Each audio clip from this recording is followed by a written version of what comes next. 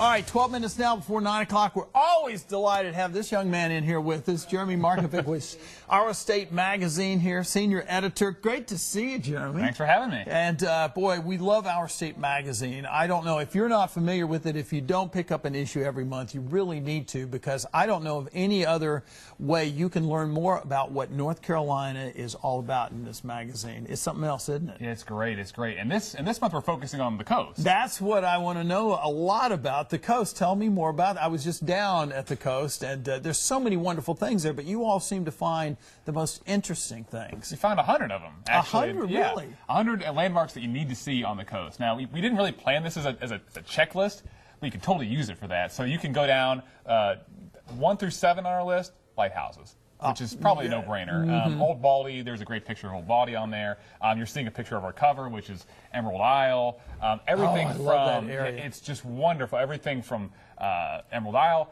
Right here, you have a Beaufort in North Carolina, and that's a wonderful place to see by bike. In fact, Hungry Town Tours, this is the photo essay that you were seeing. Right here, you see Old Baldy. It's just, there's a lot of wonderful things to see down there. If you're in the know, those are the lifeguard stands at Wrightsville Beach. Which National Geographic says is one of the best surfing towns in the world. It's phenomenal, yeah. Yes. So you get a lot of this as well, and you're also seeing other landmarks. It's not just like big kind of tall, lighthouses. You also have your Miss Owen's Restaurant in Nags Head. 1946 makes it the oldest restaurant on the coast, and it's still running today. It's a family business. You go in there. The food is great. The food is really good, but also the people that you meet, the characters, the people that go there over and over and over again. You drop in, and they treat you really well. There was another item in there. I believe I saw a really favorite spot of mine, Bird Island. The box where you write a note and you put it in there down near the Sunset Beach area. Yes, and that's a little mailbox. You have to walk to it. It's about a mile away. It is. And there's a gentleman that takes care of it and checks the letters and kind of takes it. It was washed away actually in one of the storms. They keep on putting it back. So even if the mailbox goes away, it always comes back. It's like, what do you think, Jeremy?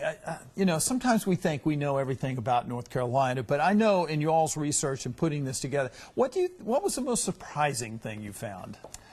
I think that one of the most surprising things that we always find is that there's always more to learn. So, I mean, like you're saying, we go to a lot of places, we see a lot of things, we talk to a lot of folks, and you think you know the coast. And every once in a while you find something that is a little bit unusual. I mean, one of our landmarks is the Ospreys out near the Lone Pine, I think the Lone Cedar restaurant out there on the way to Nags Head.